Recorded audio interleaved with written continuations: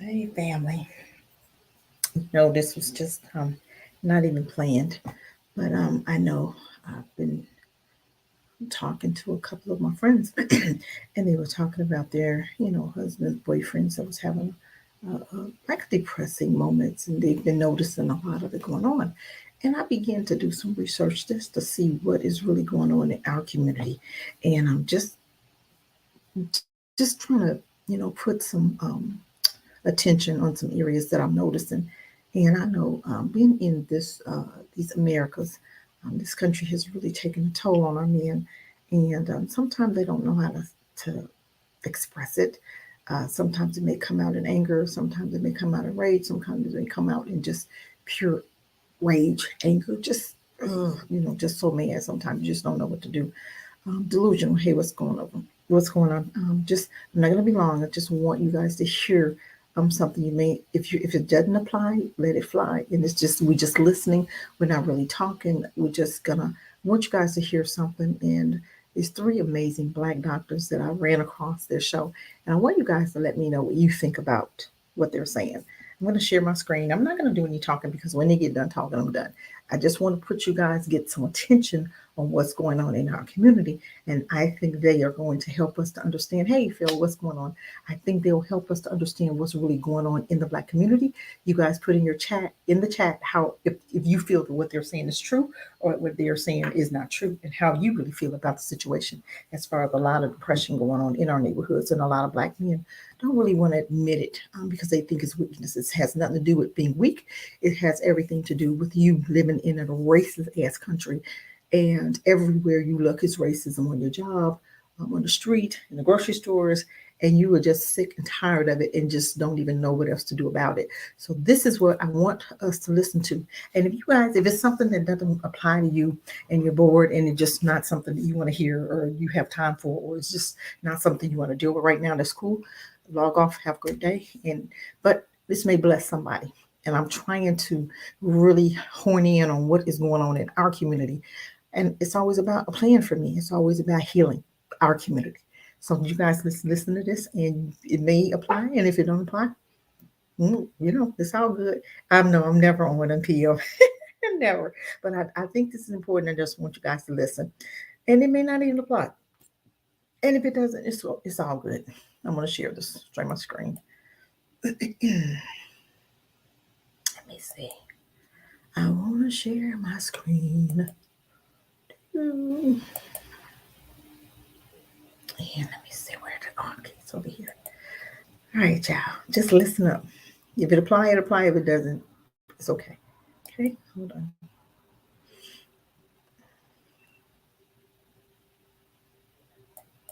Trying to help the community, trying to do what I can.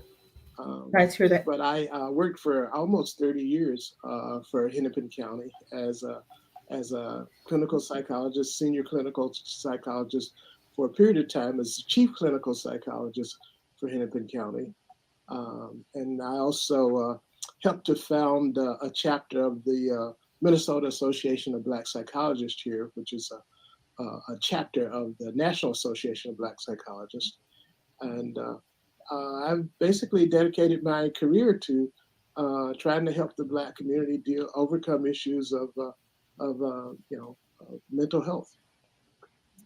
Well, Harvey, among the things that I'm curious about, because we're talking about the issue of depression, so we know there's mild, moderate, and extreme depression.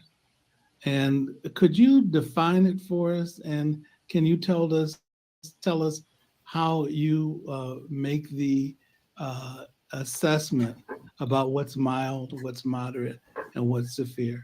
Okay. Well, the depression, uh, the the challenge for most people in understanding depression is that depression is one of the most common ailments that people suffer from.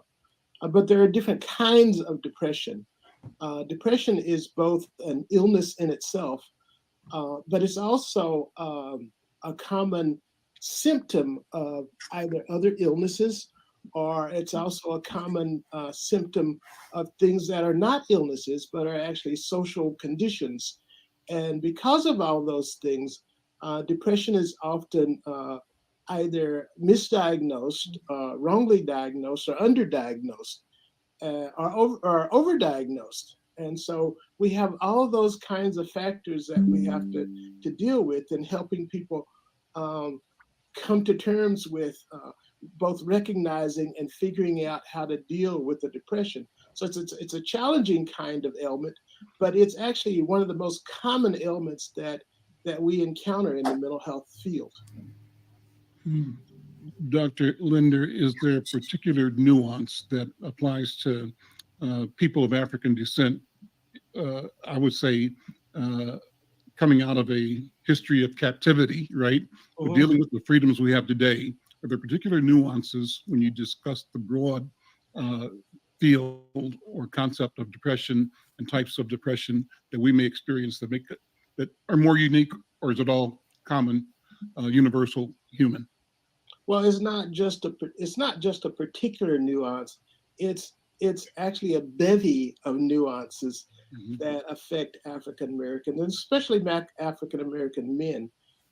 One is the assault on our concept of self. Yep.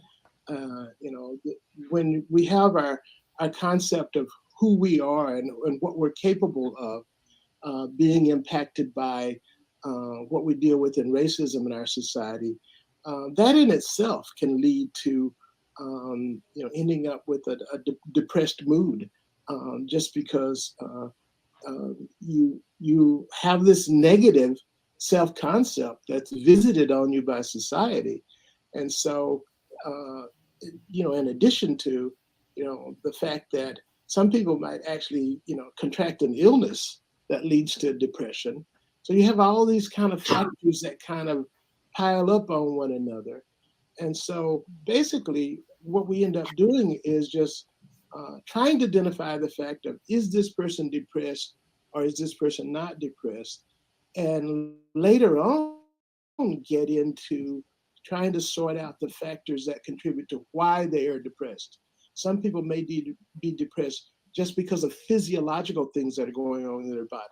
But with African Americans, we're also depressed because of the sociological things that are going on, not just attacking our bodies, but attacking our communities, attacking our families, and attacking, just our self-worth. So we have all of those kinds of things to deal with. And sometimes it's not a matter of just trying to sort out, okay, which one of these things is active, because with African Americans, usually it's more than one thing that's going Mhm. on at the same time. Right. Yeah, and with the issue of depression, so with mild depression, that's something that most people experience, and some people can sort of feel blue every now and again.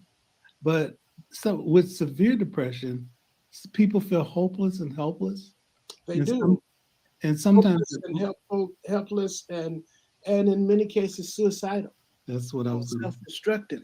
And so exactly that's something that we have to be concerned about as well. right.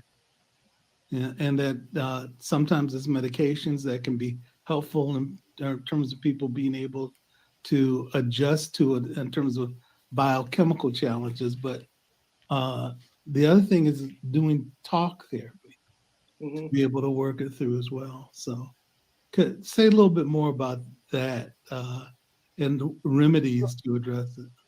Well, the good and bad news is that depression is actually one of the most treatable mental ailments that we have. We have a number of different medications that can treat depression. The challenge with treating depression with medication in the Black community is that we have this negative um, concept about being mentally ill, and so there's a reluctance, one, to admit that. Even if you do medication, that means everybody in the Black community will be medicated. Will stay high all the time, will stay like non-lethargic, just be like in a zone because everything is wrong with America and we happen to be in it. So how do we deal with that? Why are we so dedicated to staying in a country that hates you like no other? Why is it? And I met a guy today, and I think this had something to do with it. And he was saying that he was a contractor, and he was working in Germany and some other countries, right? And he said Italy, Germany. He's gone all over. Oh my Lord, my daughter. He's gone all over and pretty much have done. He's doing contract work and making very good money. And he said the whole world is ours. Why do we bother suffering and staying in a country that we know hates us? And I say the same thing. I'm like, man, we have traveled, and I have traveled all over, and I've seen how we're treated in different countries.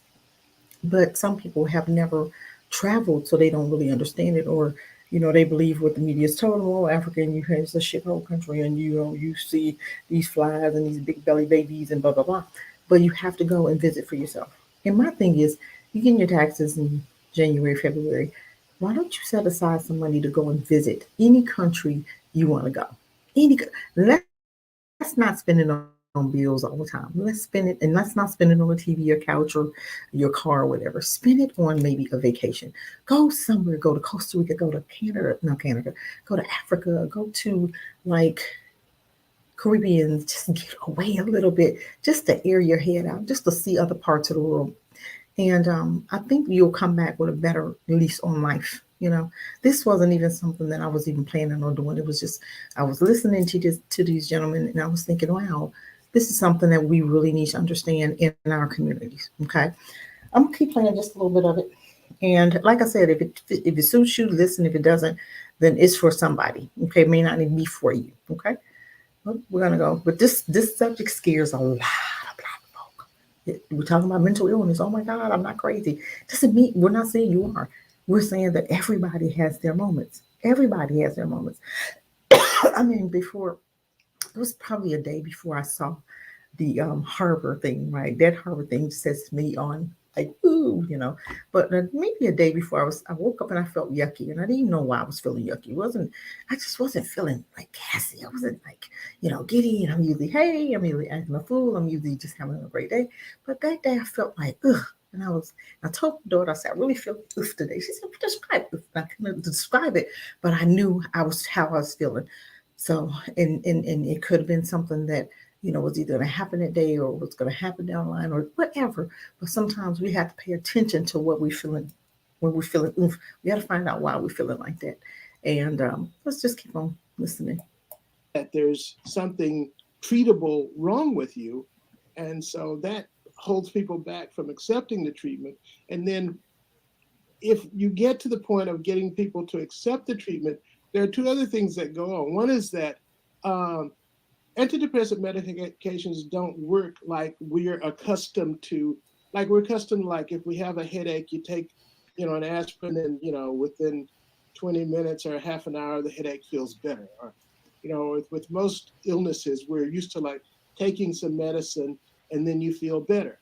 With an endogenous depression, you can take the medicine, and you may have to take the medicine for 4, 6, 8 weeks before there's any noticeable sign that you're getting better. And oftentimes what happens is that the person who's depressed isn't the one who notices that they're getting better. It's like Why not move out of the country instead of taking medication? You would rather stay in a country feeling like that than to actually go and visit and say, look, you know what? I'm going to find me something else to do. I'm going to find another place to live. Just saying. Let's think about it. the people around them will notice that they're functioning better before they begin to notice that they're better. So there's this thing about, first we have this antipathy towards taking psychotropic medication, and then there's that's layered on with the fact that there's no perceptible change when you start taking the medication. And so what tends to happen is people stop taking the medicine before it becomes optimally effective. And so they give up on it and they say, well, I took the medicine and it didn't work. It's like I took this medicine for like 2, 3, 4 weeks and I didn't get any better. So then they stop taking the medicine. And so part of the challenge is helping people to understand how the medication will work and that it can help them, but it may take a long time before it actually helps. Yeah. Dr. Linder, I'd love you The to other walk us challenge through. is once the medication starts helping them, Mhm. then they feel like, okay, I'm cured, so I don't need to take the Mm-hmm. medication anymore. And then they stop taking the medicine, Sure. before they're actually well. So I'd love to have you walk us through, Dr. Linder, some of the specific medications and why this is prescribed rather than that, or that rather than this. What are some of the tools in the toolkit of medicines that you all have to help people deal with and overcome depression? That's number one. But the second part of my question sort of reveals, part of the perception challenge that you're talking about. On the one hand, we are slow and hesitant to identify our feelings as being mentally ill or having an illness, right? The stigma of that. And so we resist both advice, seeking it or following it. On the other hand, we always talk about self-medication in our community, and it's probably all communities, but in ours in particular, people who abuse alcohol and who abuse drugs and find like other ways to try to get through their pain, whatever it is, or to find. So how do we reconcile the prevalence of self-medication, but the inability of us at the same time to seek guided direction in trying to become healthy? Is that a good question or not? I don't know if it's a good question. Let me know. Let me know. It's too good of a question. Unfortunately, there's no easy answer to that question. To start with, the first question you asked, like, what are the medications that can be helpful? I'm not really even prepared to launch into trying to answer that for people, because there's a whole slew of antidepressant medications out there. And usually what will happen is your doctor will try it. It makes them numb to the depression, or they're zoned out on. I'm trying to And alleviating that circumstance, it still takes time for them to be able to get over it, even though that part may be relieved because they're in a safe place and they're away from somebody who's victimizing them. Developing a sense of themselves, recognizing that the violence that they experience. hold on. Let me go back. That I think too is that, again, when you think of people feeling a sense of helplessness or hopelessness, when you think of women who are dealing with the issue of depression, sometimes their depression is connected to being in a domestic violence circumstance. Okay, even with that, let's look at that. Let's look at that. How we as Black people feel like we are in an abusive relationship with America. Okay, let's just not look at the women or the men. Let's look at a Black folk as a whole and look at what we're going through. A lot of what you see, the ratchetness, and a lot of what you see that we're acting out is because of them. You have to understand, we didn't just start acting like we act for no reason out the blue.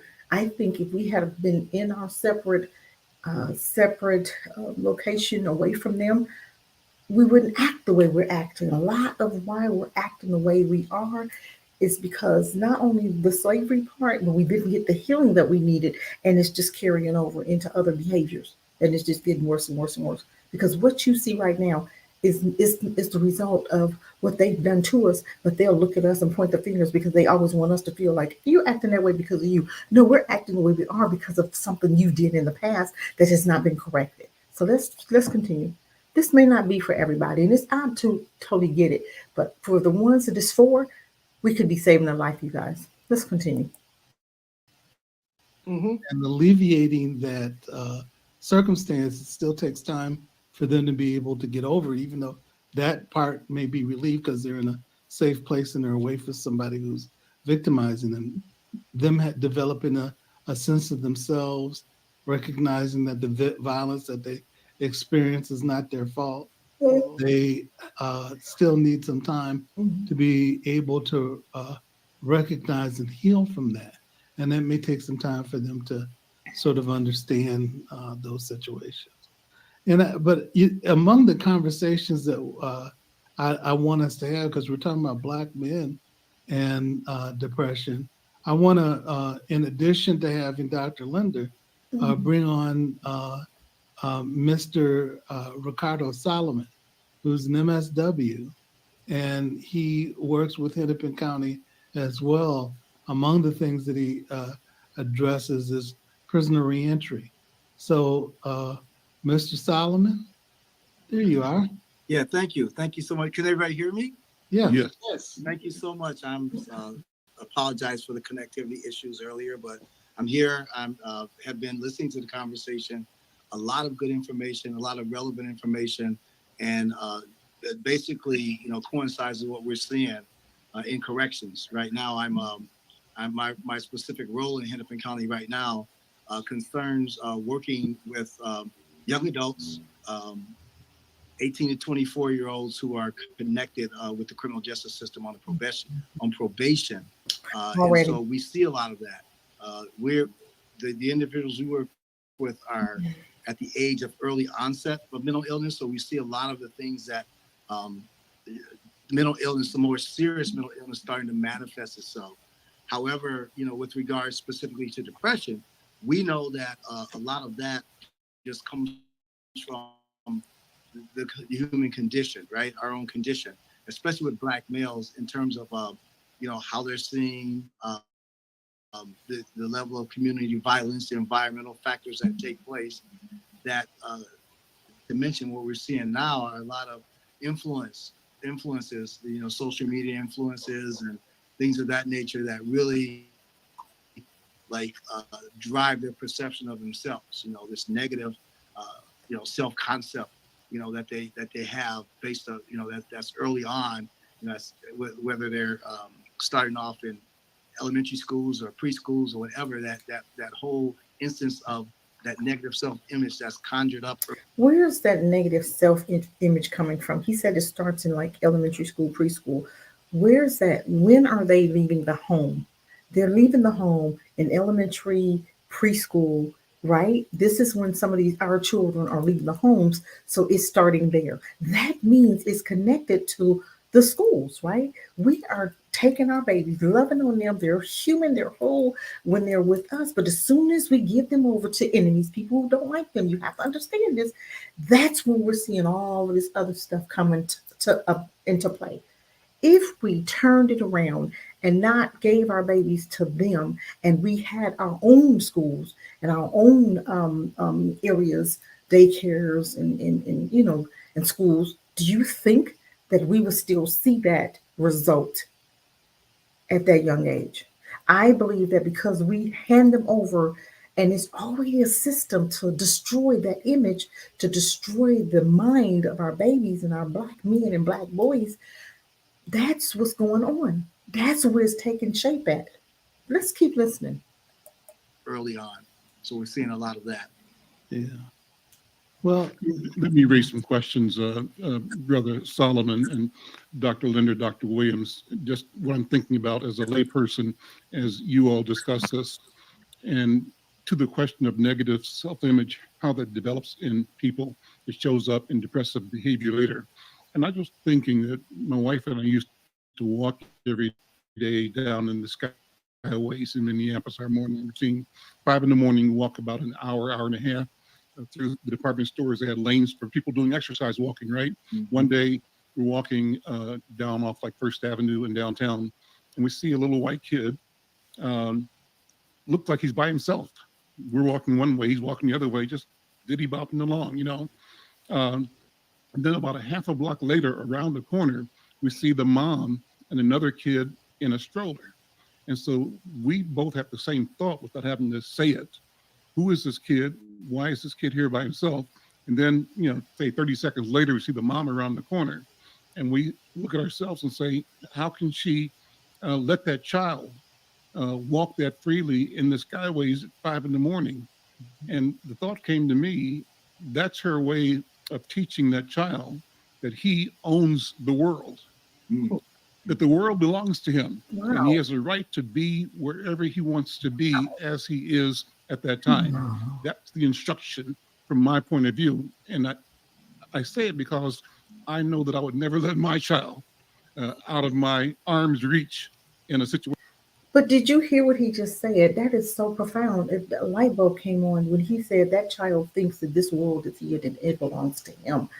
But did you see the way he thought was totally different than the white family? The white family thought, oh, nobody's going to hurt you. Go ahead and have your way. Be free. Just go and enjoy the world. But we, on the other hand, think totally different. His eyes set the doctors. Now, this is a licensed doctor, right? They're saying, oh, his perception was, I would never allow my child to walk so free. But the perception of the white family was told, hey, this is your world. That was so profound. Did you guys hear what he said? That was so profound. Think about what he just said. And let's continue listening. Think about what he just said, though. The white family thought, oh, this is your world. Have at it. Roam. Be free. And he thought, man, I better hold him close. I better keep him close to me because something bad is going to happen. That's a total different perception. That's free. And this is bondage. You understand that? Listen, let's continue. Situation like that. And so the question is, what does that mean in terms of our Jasmine, welcome. You might have to rewind this. We're talking about mental illness among Black men. I wasn't even planning on coming on, but this is just something out the blue. So just enjoy. rearing our cultural, sensibility, the context that we are in? Is there any lesson to come from that about how we perceive both our place in the world and our ability to be perceived as and act as owners and masters of the world versus our conditioning to always be fearful and to watch out for what's around the corner Yeah. because we have no control and maybe we have no power. Wow. So I'm winging it here, but what do you guys think about that? God, that makes Well, one of the thoughts that I had, Mhm. and you Harvey and Ricardo, help me out with this. Depending on the environment that you're in, I know when I was a kid and I was going to school, public school, one of the things that was interesting, it wasn't a question about if a fight was going to happen. It was a question about when it was going to happen, and also whether or not I'd be involved in it or not. So the sense of safety or caution is the thing that I think about. And then there were sort of perspectives about how you were supposed to handle it. So as a child, you think that you have to get engaged and figure out how to deal with the consequence of that, and that you needed to learn how to fight.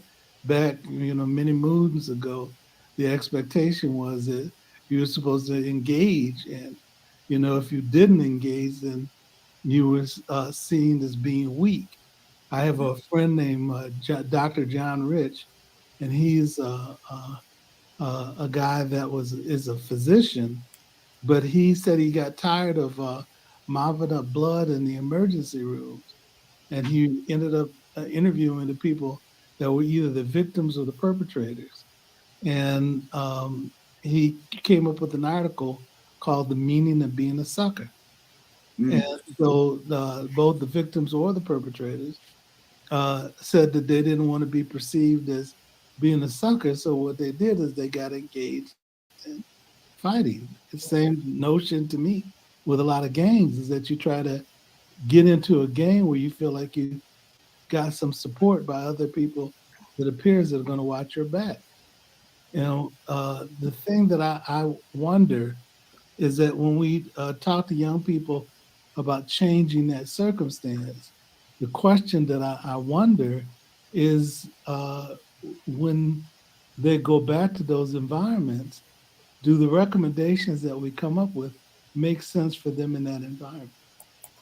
A lot of times, no, because the recommendations that they're making, they're not in the environment that they're in. So you're making recommendations for a non-violent atmosphere, a non-racial atmosphere.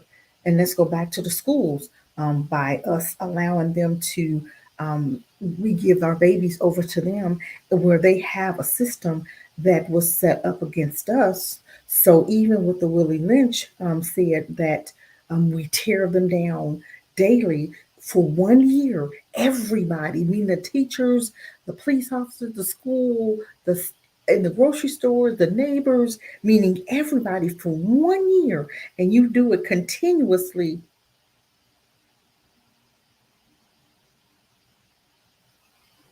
And they'll begin to do it perpetually, and that will begin to think the way that they're what they're saying about us. We'll begin to think that, so we'll begin to perpetuate that and continuously think and call ourselves that of what they called us, and we'll begin to think the way they want us to think, and we'll be thinking it on our own without any help from them, because they've trained us how to think negative against ourselves and how to look at us negatively, and so we automatically doing it, and we've been doing it for the last 500 years. So this is really deep. If you really look at and thinking about why we act the way we act because of what was instilled in us even from then. But I think we was kind of getting away from it.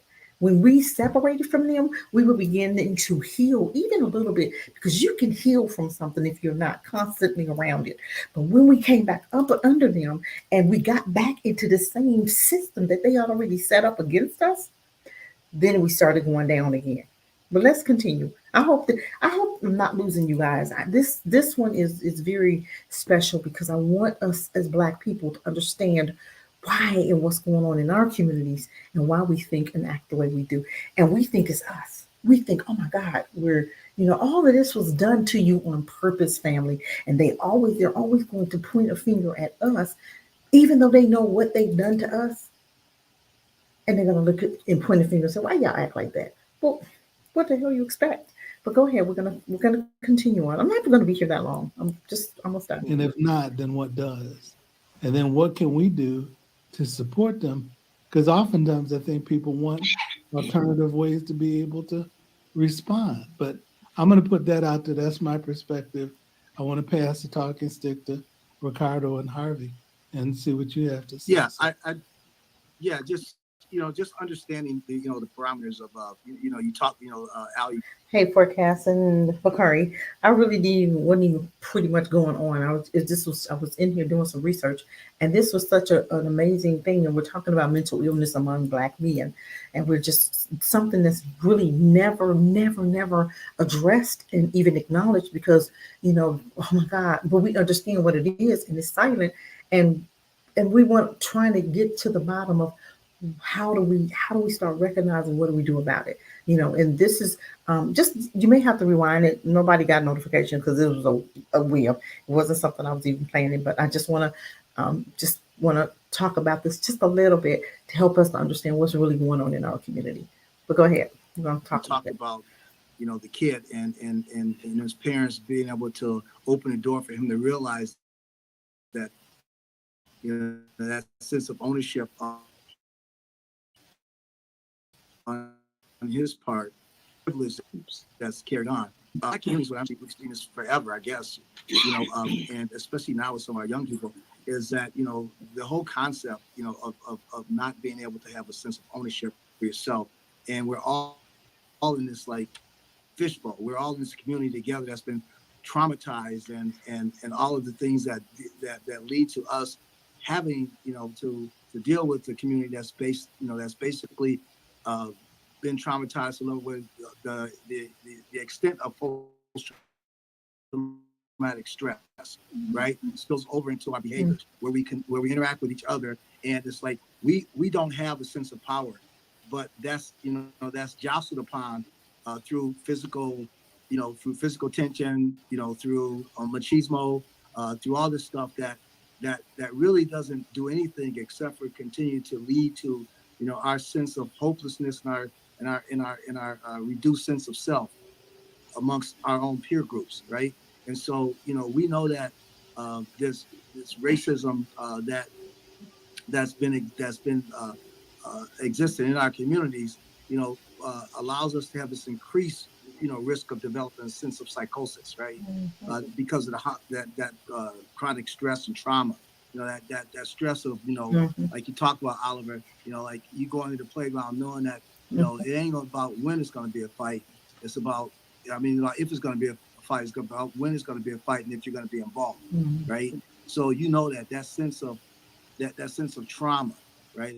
That chronic stress, that receiving that racial trauma, that that really isn't, you can't say it's racial because from a general standpoint, because it's embedded upon us all being a part of the community, but it is because we're involved in this community that we act upon each other. You talk about black on black crime and how that is. That's the result of what we're just talking about, Oliver. It's the result of us having no one else to act out on but ourselves. Right.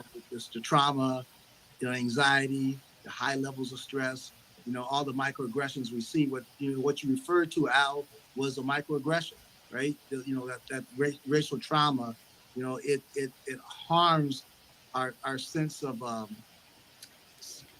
identity and that self-worth that impacts a person's mental health.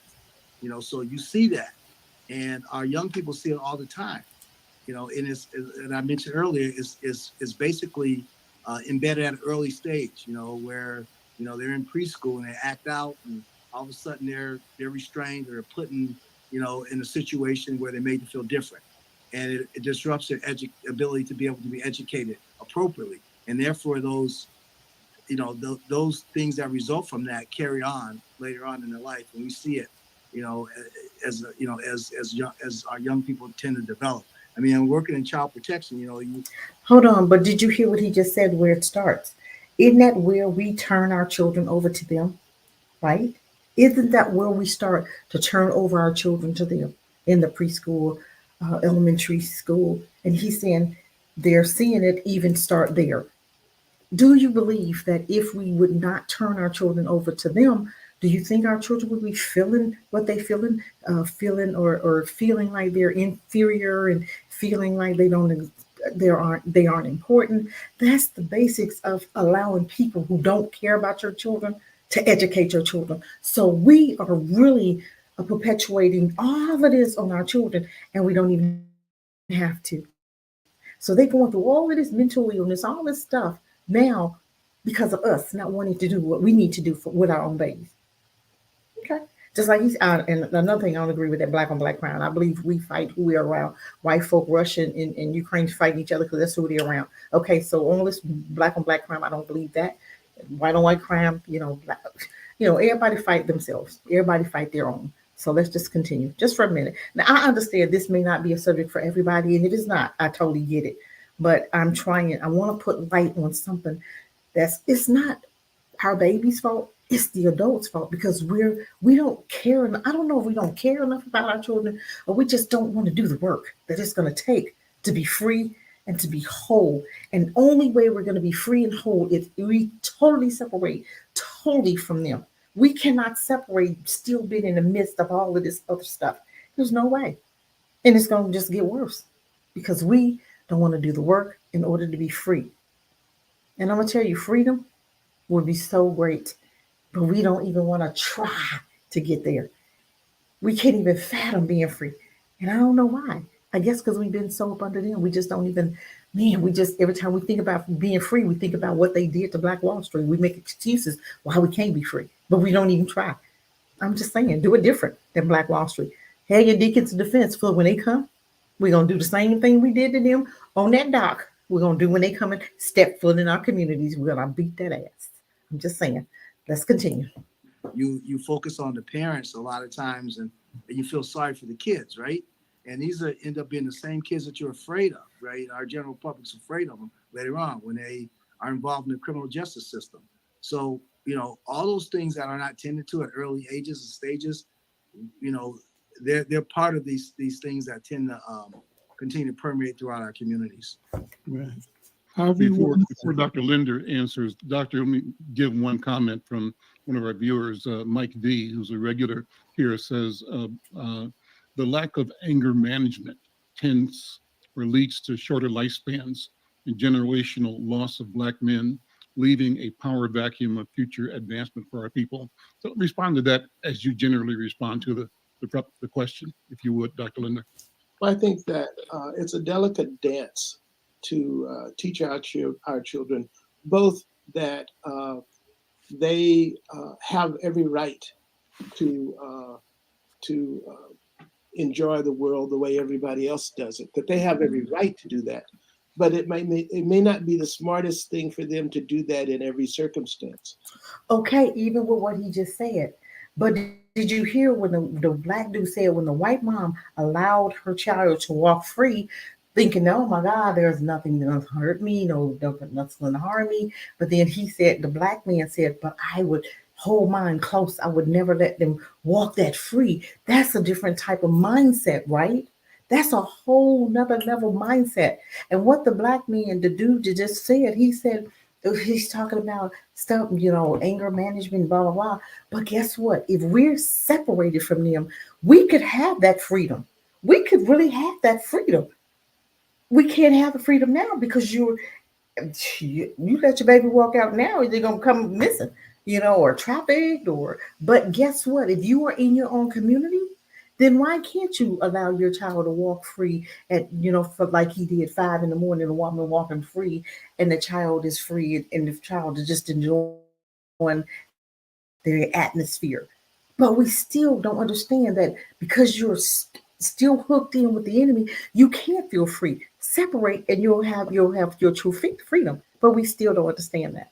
But let's go on. I mean, it is possible for us to teach our children that as African people, we are the progenitors of the human race, and that as the progenitors of the human race are equal in stature to anyone out there. But it's also important to teach them that given the conditions that we currently live under, that it would be foolhardy in some situations to just act as if you own the world when you're coming up against other people with guns who think that they own the world. Okay, see what I'm saying? Separate from them, then you can act like you own the world because you're not going to be threatening and feeling like these other people who they feel own the world. Well, they can own their own world. They can be over there and own all you want. And we can be over here and own all we want. Then we can be free-minded. The same way that one woman felt that her child was free. We can have that same freedom and still have our own armies. Okay, let the armies worry about all that other stuff. And they come over here, then we're going to take care of them because we'll have our own. We have to get to the point where we want to be free. It's going to take us thinking totally different. And right now I'm hearing what they're thinking and how they're thinking. But I'm also back at that comment when he said how free that little white boy was, free enough to walk free and no fear, not a fear in the world. Listen. But we can and have, learned how to teach both, to teach people that it's sometimes it's not a good idea to act as if a policeman won't kill you when we know that that's a possibility.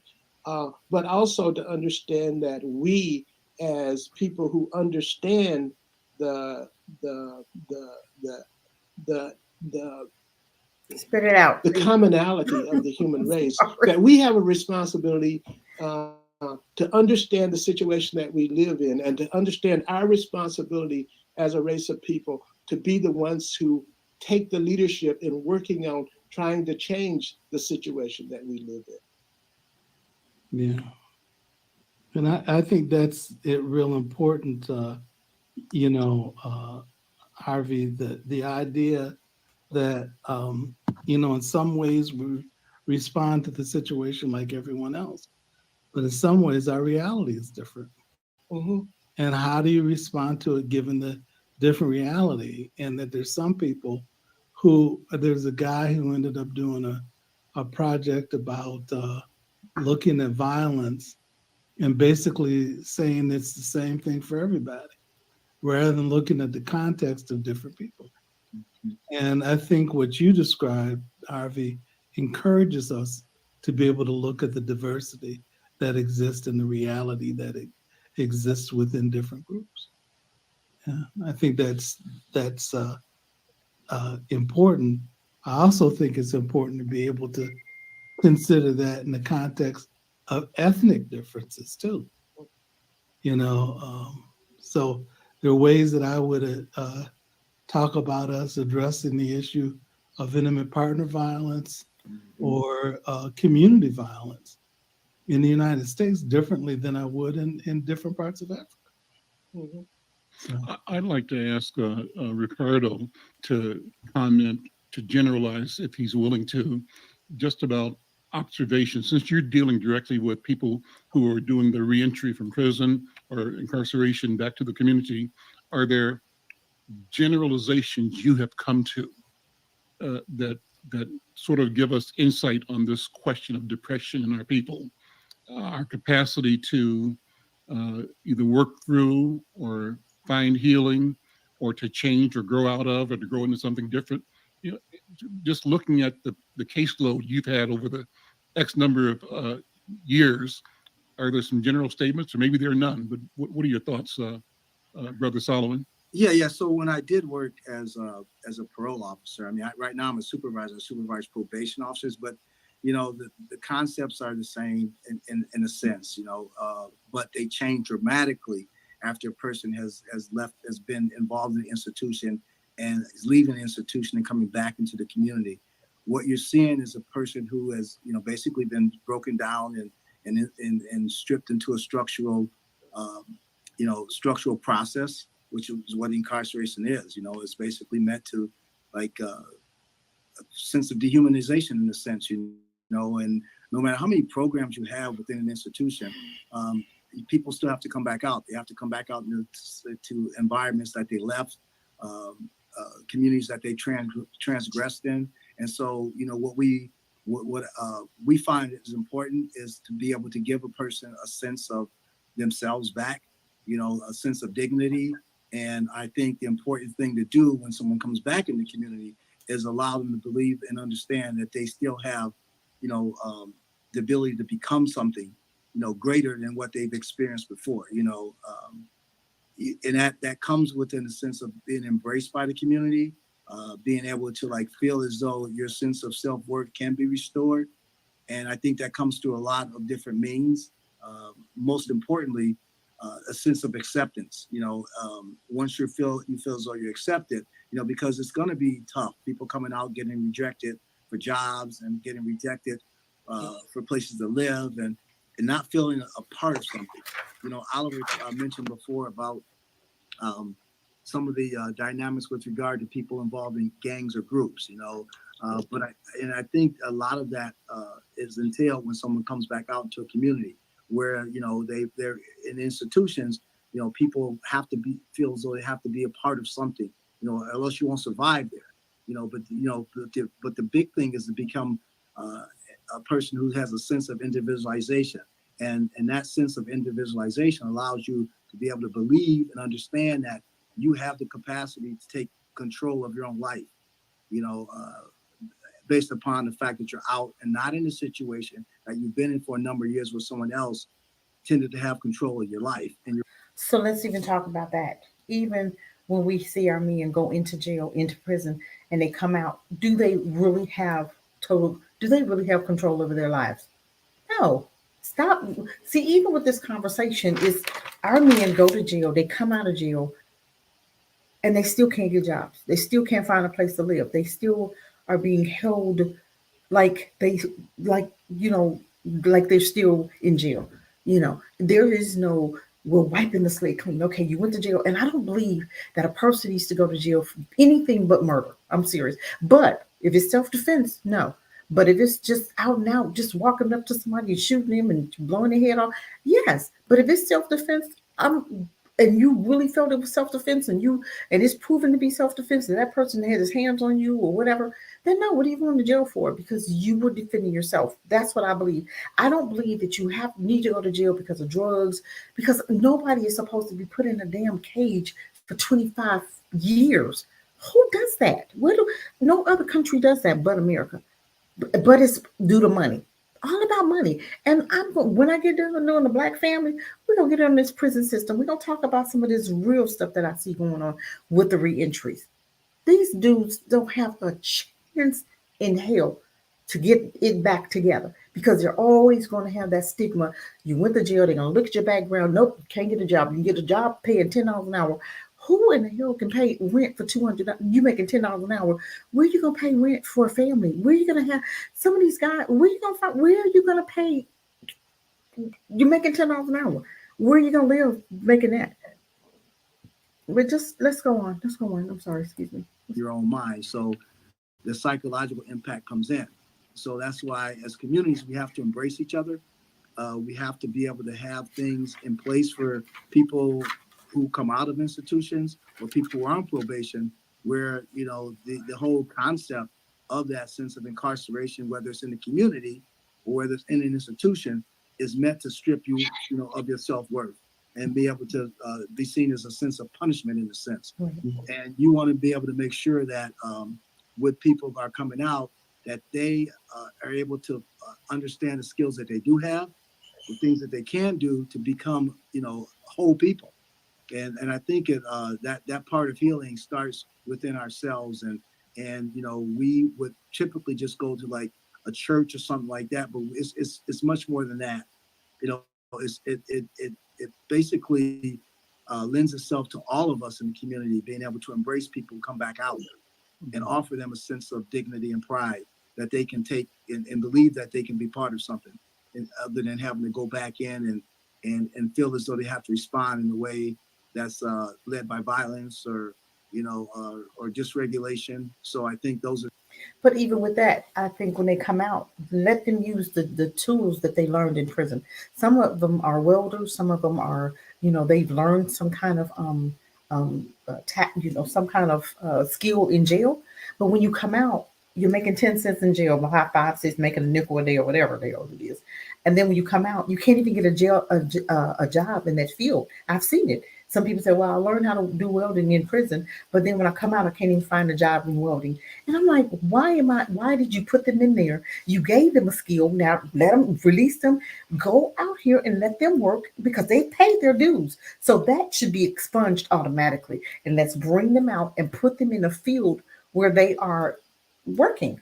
Okay, let them get a job just like everybody else got a job. They paid their dues. Okay, if this is how we're going to continuously doing it, they've paid their dues, but then yet they come out and they can't even get a job but flipping a hamburger. Why is it I can go and make $10 an hour, but I cannot make $21 an hour doing welding, or $25 an hour doing welding? I have to go to the scum, go back down to $10 an hour, being 50-year-old, 40-year-old, 30-year-old man who has a family and can't even take care of that family because you want me, the system is set up for you to go return back to jail. And how many do? A lot of them. But go ahead. Those are important things that we try to impart upon those we work with, and what I try and teach my staff, the people I supervise. Yes, Yeah. Dr. Linder, go ahead. And unfortunately, our correction system is not correctional. It's not rehabilitative. No. It's designed to contain people and to punish people Continuously. And, a lot of people don't realize that somewhere upwards of 70% of the people in our jails and prisons are people who are suffering from some sort of mental disorder. Right. Depression being one of those, but all other kinds of mental disorders as well. And unfortunately, while they're incarcerated, it's difficult, if not impossible, for them to get any treatment for their disorder, particularly psychotropic treatments, because there's an antipathy towards giving people medication, psychotropic medication, when they're in prison or in jail. Some of our correctional institutions have begun to recognize that. And in fact, 2 of the largest mental health treatment facilities in the country are the Cook County Jail in Chicago and Rikers Island in New York City, where they have begun to recognize that, you know, we have all these people who are suffering from mental illness. We need to be treating them. And so at Cook County and at Rikers Island, they have, you know, psychiatrists and psychologists and a mental health staff who can interact with these people and help them to begin to get some treatment while they're in prison. But as Ricardo was pointing out, when people come out Oh, of prison, sorry. they meet all kinds of challenges in terms of, Right. you know, being reintegrated into society. We build barriers Mhm. to people being able to reintegrate in society because it's hard for them to get a job. Mhm. It's hard for them to get an apartment, Mhm. because they have this, red mark on their Record. history that says they're a felon. Right. And so it is hard to be reintegrated into society and to resume a healthy I got a great idea forecast. Hey, you guys, listen. I'm always thinking when I'm hearing stuff like this, I got a great business for somebody. Create a business. Now listen to this, and we're going to get back to it. Create a business of expunging records, right? Don't charge them like $200 and $300 and $400, $500. You understand what I'm saying? 150. So I'm just saying, make it reasonable, and you get their records expunged. Do you know how many men coming out of jail you would be able to help? And you could do it globally, nationwide, because they'll contact you, their friends will contact you, and you can also get a roster of the people that have been released, and you contact them as they get out in jails nationwide. I'm just saying, you can get a team together and make some money. Isn't that great? Who gonna do that? Not me, because I have too much on my plate. But I'm just saying that's a good idea for somebody that want to have their own business, and you can have that and do that on top of your job until you get acclimated, until you get in the community and your name gets out there. Because once they find out, and it's not gonna cost them an arm and a leg to do it. Do you not know? Just keeping the price low enough, you'll make a killing. Because you got people coming out of jail every day who needs their records expunged. Okay, I just thought I'd put that out there. That's for somebody that's looking to start their own business. Okay, I'm going back. healthy lifestyle. Are there other models for treating depression that come out of what you described, the nature of our culture as progenitors of humanity?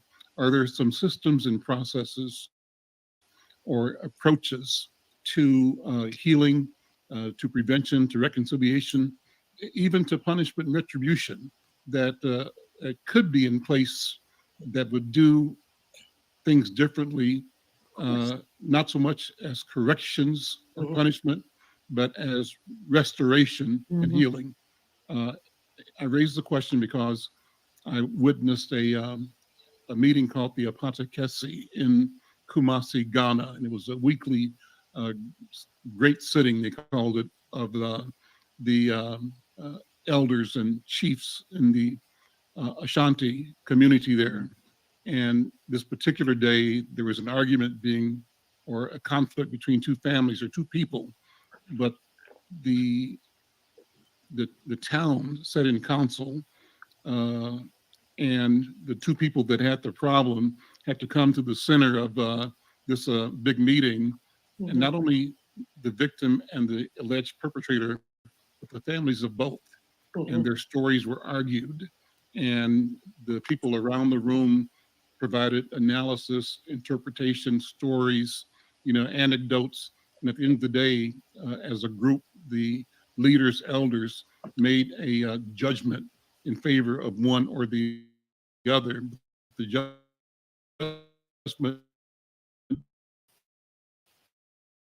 didn't affect only the perpetrator, but his or her Something whole. better to do besides you sending them off to a jail cell. You're creating animals and don't even understand, because it's almost like when you go into a cell, the cell is so little. If anybody has never, I used to work at the jail, and these rooms were like, godly, I'm thinking bigger, maybe like a walk-in closet.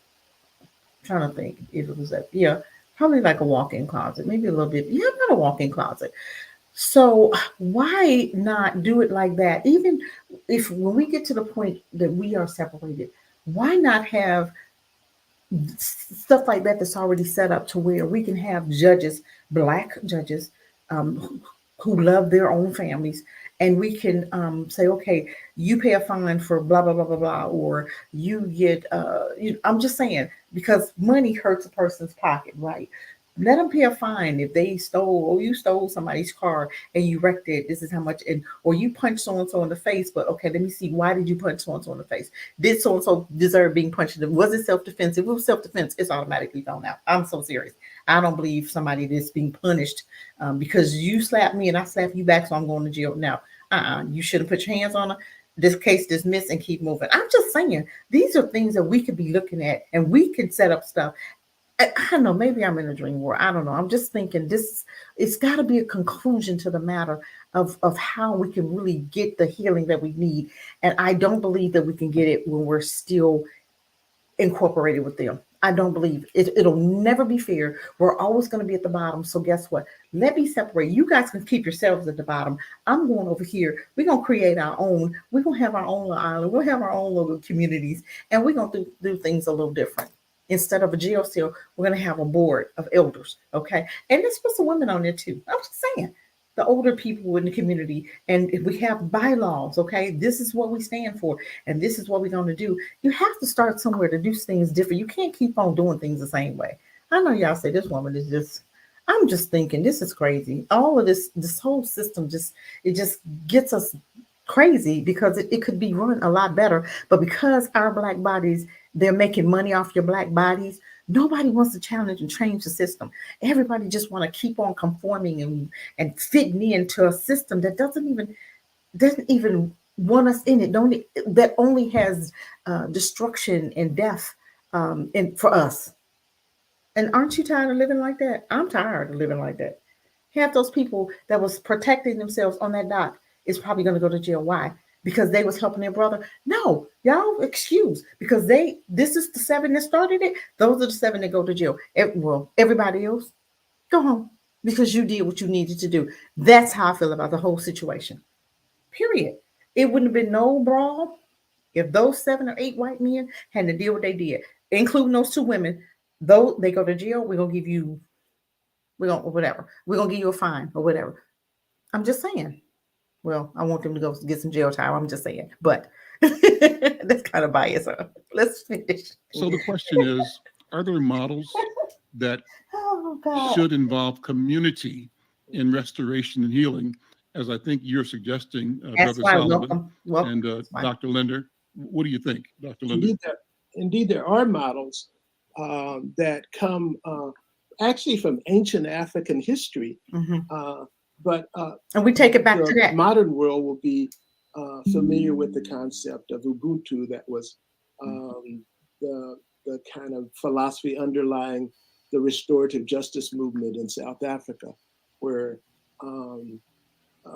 the idea is that when things go wrong in the community, when people are not doing well in the community, we in Western culture have learned to perceive it as if someone's not doing well in the community, there's something wrong with that person. Whereas the broader African concept is that someone's not doing well in the community, there's something wrong with the community. The community has to make some sort of adjustment to restore the balance of what has gone wrong in the community. This comes from an ancient African concept called Ma'at. And Ma'at. Okay, we have to get back to Ma'at. Okay, let's talk about Ma'at. Let's see what this means. I'm gonna look it up too.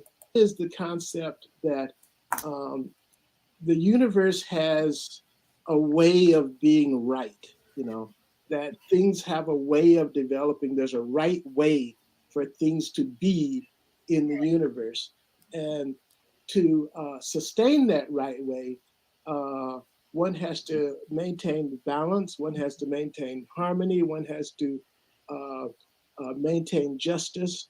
And so when there's an injustice that happens in the community, the objective is to somehow figure out how to restore things to a just form. And usually that's figuring out how to restore the harmony in the community, how to restore the balance. When something goes wrong, the assumption is that it's because things have gotten out of balance. And how do we get things back into balance? How do we get them, back on course? And so it's this concept of making Ma'at in society, of creating a society that's just and harmonious and balanced, and where people act with propriety and recognize the well-being of members of society.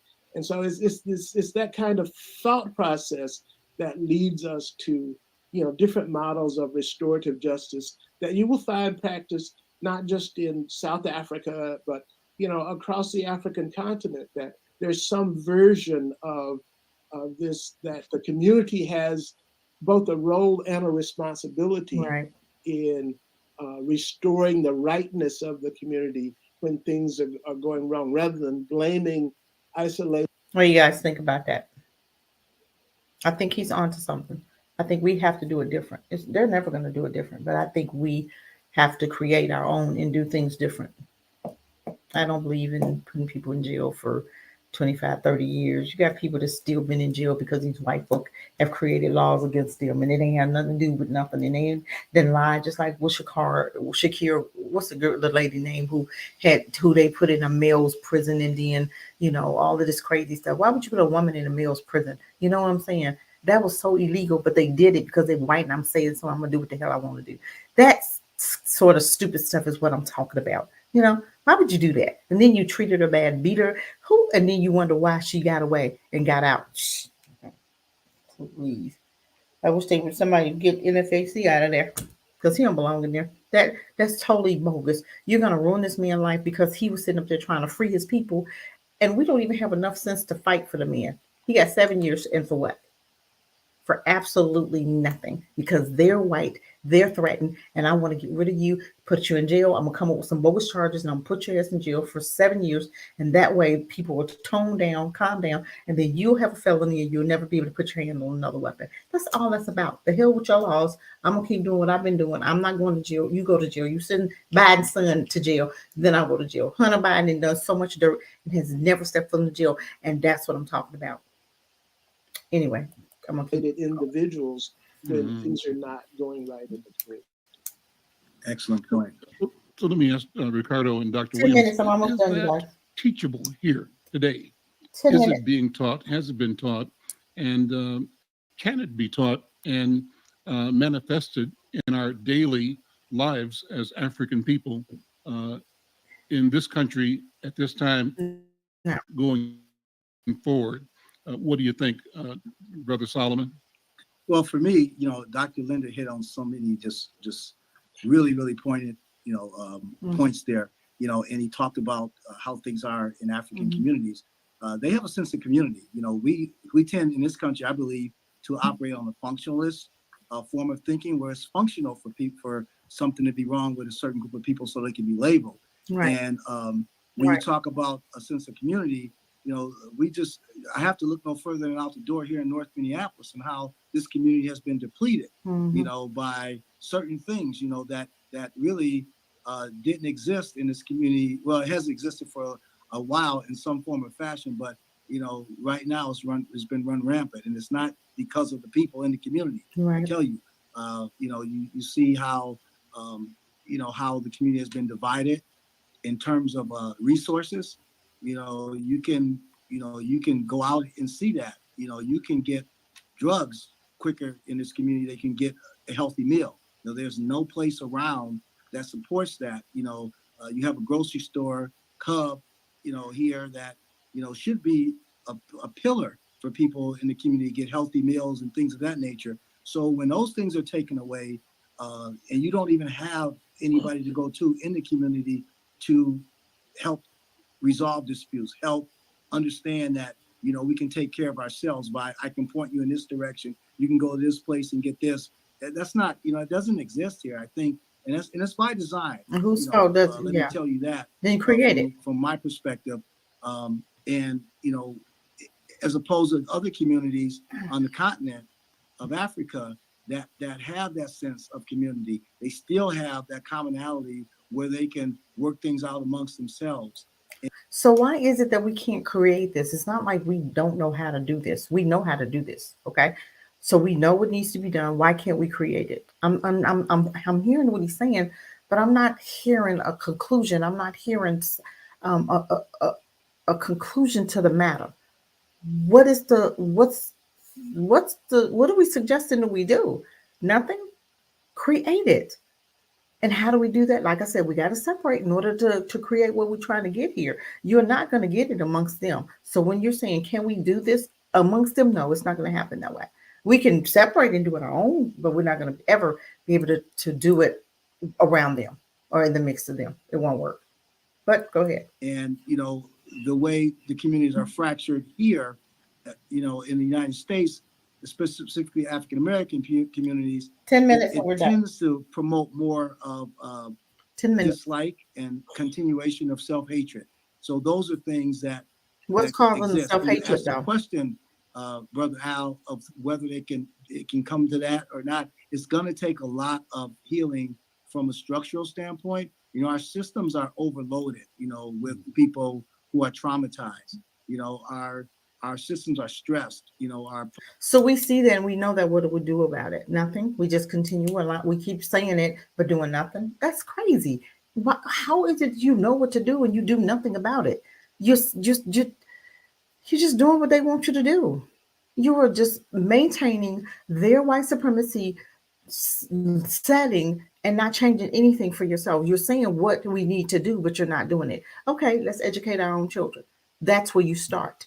Let's start inputting codes of behavior. Let's start teaching this in junior high, elementary, and let's start teaching us how to love us. This is where I keep telling you, we have to get back to educating our own. And it's going to take us getting rid of like some of these courses that we have and start teaching self-love. I'm just saying, these are stuff that you're going to have to teach: code of behavior, self-love, and you are actively going to have to teach us how to love on us again, because we lost that. And these are subjects that need to be taught. How are we going to, the healing? It needs to be in our schools. It needs to be in high schools. It needs to be in adult classes. And everybody needs to get some type of therapy. I'm serious. But go ahead. I'm going to let you keep going. Public welfare systems are, and if people don't have the necessities of respectful services that they can get from our system that we're supposed to count on, then it's going to be really hard for us to come together as a people who believe that we can help each other. We don't even know we can help ourselves. Dr. Oliver? Yeah, I appreciated what both Ricardo and Harvey had to say. As you know, we talked to Elizabeth, and Elizabeth's in South Africa, and she encourages, not only in South Africa, but in other places, the notion of Ubuntu. And I think it's important, and I've seen it work, but depending on what the topic is, people have to be encouraged to be informed about what things they may be missing. Mm. And within different African communities in the United States, they use community solutions where they get elders to come together and help to think about and think through different solutions to address issues. But just like in the African American community, let's say that you pull people together to try to be thoughtful about it. There's still different topics and sets of issues that one needs to be aware of in order for there to be a successful solution and resolution to a problem. So if we're going to talk about violence, what you've heard me say over and over again, it's important to deal with African American men and the violence that we experience within the community and police violence. But we also have to be thoughtful about the violence that we do. Mm-hmm. We also have to be able to talk about violence against women. Yes. And so there are different elements that have to be brought in the context of addressing these sets of issues. If we're going to talk about violence, for example, but the issue of depression, the idea of being able to recognize what the resources are to be able to combat that, I've talked to you about Bishop Young and Reverend Young now in Memphis, and they have this every other year conference that deals with Black suicide or suicide in the Black church. And they have different examples about how people survive it. They've had people who tried to commit suicide, who got over it, got help, and then they lecture on it. Or if you and talked about what helped them, or families that had to deal with the consequence of suicide, talk about it and talk about what helped them. Almost done. Or if you have churches that dealt with suicide in the church due to domestic and um, combination suicide and homicide, then have conversations about that. Okay. Important notion. He taking. But we also, I think, have to talk about what's missing in terms of dealing with an idea without discussing what other things we need to discuss depending on what the issues are related to that particular set of circumstances. Mr. Al, you asked if it's possible to teach it Mhm. in this society, in this day and age.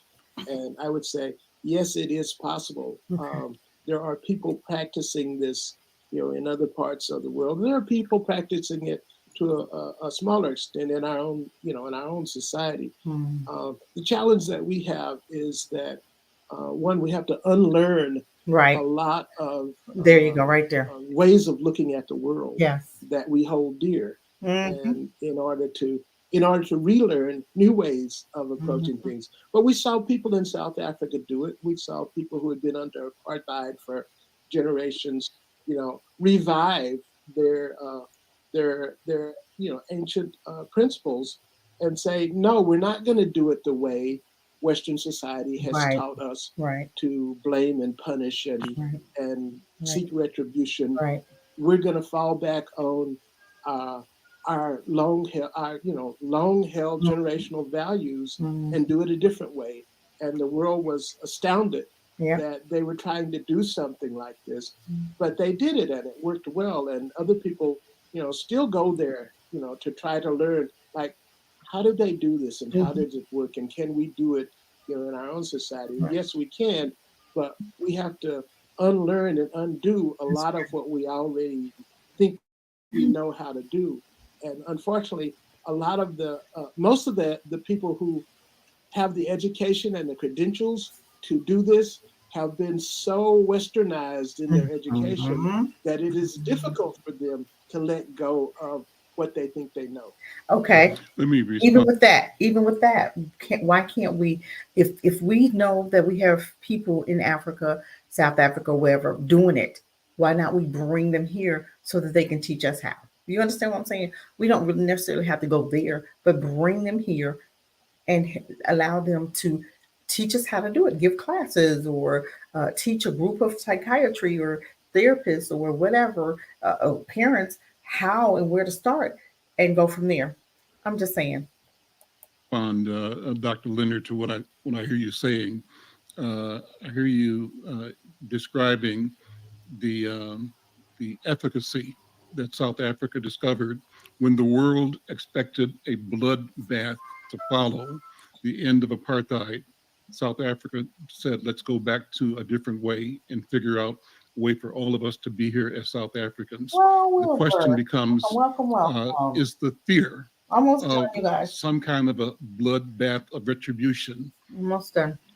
by the enslaved Americans, Africans in America, one of the driving forces for the structural continued disembodiment of the African personality. And is our challenge then as African people to elevate the idea of our motive is not what they fear. And the case in point is South Africa. Mhm. What do you think? We got about a minute. Minute. Dr. Yeah, This 1 is a minute. great conversation. One. Their fear is that we will treat them like they have taught us to treat them. And, our challenge is to not do that. Gotcha. No, we don't have to. Listen, we're out of time. Gentlemen, what a wonderful conversation. We can Thank treat you them the all way so they very, treated very us, much. right? Dr. Harvey Linder, Brother Ricardo Solomon, and Mike. Okay, I'm gonna stop sharing because I think this is done. I just, like I said, I wanted to kind of just mention, I just kind of wanted to come to you guys and just talk a little bit about this mental illness and what's going on, even in our community, and how we can stop it and what can we do about it. And I think we got some great ideas. And like I said, that we have a business. If somebody wants to do the business, um, that's an extra way of making some money for us. I'm just saying. Um, Wilbur, wow, Williams, welcome. Um, but I do. Sometimes we have to put attention on something. Sometimes these are hard conversations, and a lot of Black folk don't want to talk about this. And I do understand. If you don't want to talk about it, don't. But if you're ready to talk about it, and you're ready to do something about it, I think that um, we can it's at least talk about it. You know what I'm saying? Until more of us want to do something about it, because I think it's a really big issue, and this is not something that we even talk about in our community. Our men have gone through, and they go through hell every single day. How can you not have mental illness dealing with what you guys deal with every freaking day on your job, in your homes, with your baby mamas? Okay, and a lot of the stuff we bring on ourselves as far as with them baby mamas, because we got a whole lot of ratchet males and females in our community, and we need to either separate from them or we need to hold them accountable. Look, you're not going to act like this. And even with the entertainments, we have to do things the right way. Turn off that music. They want to be playing the custom music and they can't give us what we demand. It's things that we can do in our community to help stop that entertainment. And look, you either produce some positive music for our babies, or you're not going to make no money. You can sing that mess to the white vote, because we're not going to play it in our. It's things that we can do, but it's going to take us doing things. It's going to take us doing stuff. It's going to take us recognizing that. And it's going to take us doing the one person, one group work on this, one group work on this, one group work on this, one group of one, because everybody can't do, everybody has a gift. And if we are doing and in our gifts, somebody can take on those entertainers. Somebody can take on a thing of where we getting collectively buying land. Somebody can take on the school. So these are areas that can be taken over and taken on. If everybody is literally doing their part, if everybody is doing what they were put on this earth to do, we can put this thing and set this thing straight within a matter of, I want to say 5 years, 10 years. I'm just saying, it don't take a long time to get on the same boat and get on the same mindset of us educating our own children. I'm just saying, we have to start somewhere. And for us to look at the mental illness and keep on looking at the way out of our eyes, instead of that little white woman, the white boy who was walking so free, and then but the Black man was saying, "Oh my God, I would never let my child." You see the difference in the mindset. I want that free mindset. I want to be able to look at my granddaughter and know that she's safe in her own community, that we hold people accountable in our community that don't know how to treat us. We hold them, and our men should do that. And we have a group of men that's going to handle their business with these men that's out of order with women and with babies and with our children. I'm just saying, and that's where the panel comes in at. Yeah, you molesting somebody, we're going to take you to the back of the jungle and we're going to beat the hell out of you. Seriously, it's things that we can do. And these are, thank you, Wilbur, about the braids. But these are things that we can do. I'm just saying, it's time for us to do something. It's time for us to get busy, and it's time for us to stop some stuff in its tracks. And I know I'm here late. I usually don't be up this late, but this was something that I was doing research about another show that I'm working on, and I saw that video and I was like, man, we really need to talk about this. So I'm done. I am not going to be here long. I'm done. I don't know if anybody, just a few minutes. I'm just going to put the link in the chat. I'm not trying to be here all night. I promise you. I don't even know if I can do it. Just go do it for a minute. If anybody wants to come, you can. If not, I'm going to bed, because wasn't even trying to be on here at all. Not this long. You said no. Yes, no. I do believe in molestation, or if you molesting children, or if you kidnapping them. I do believe that no, it's a deletion offense. I do believe that. If you're, in our community and if you're off code, I do believe that you need to be dealt with for being off code. You say something out of the way about your own, and if you are caught creating this a coup, or if you caught doing the COINTELPRO, then you need to be dealt with. If you're allowing white folk to come in your community and pay you to go against your own, then you need to be dealt with. Not only you, but your whole family needs to be dealt with. And I'm just saying, Put them all out. Put them out. Let them live with the white folk. You wanna do what you wanna do, then you get on over there and you live with them. Seriously, hurting babies is solution. Right, right. Yep, stronghold man. Ask Pied, welcome. Thank you for coming. Um, this is I'm reading some of your comments, but if anybody will come on, come on. You got 5 minutes, 2 minutes, because I'm not gonna be on here all I'm done. I really am done. But I just want us to come, and I think that we have to start thinking like this, you guys. That doc thing really got my mind going. I'm serious. I'm like, man, I really do think it's time to be separated because for me, I think they did an amazing job on that doc. I'm just saying. Um, but I do believe that they might try to make some of those black folk an example, to make black folk afraid to stand up for themselves. Um, you know, you don't have to. I'm just saying, if you want to have something to say, you don't have to. It's not where you have to, but I'm just saying, if you want it to come on, come on. But if not, it's okay. But I do believe that even with the doc incident, we saw what we saw. But I do believe that they are going to try to use some of those black folk and use them as make them out of examples instead of just punishing the 8 white men that jumped our brother. I wish I could come on. We don't have technology just still. No, it's okay. I always have something to say. Ask why. Where are you from? Where are you located? Because you could use your cell. If you hit the link, you can actually use your cell to come on. You just have to have.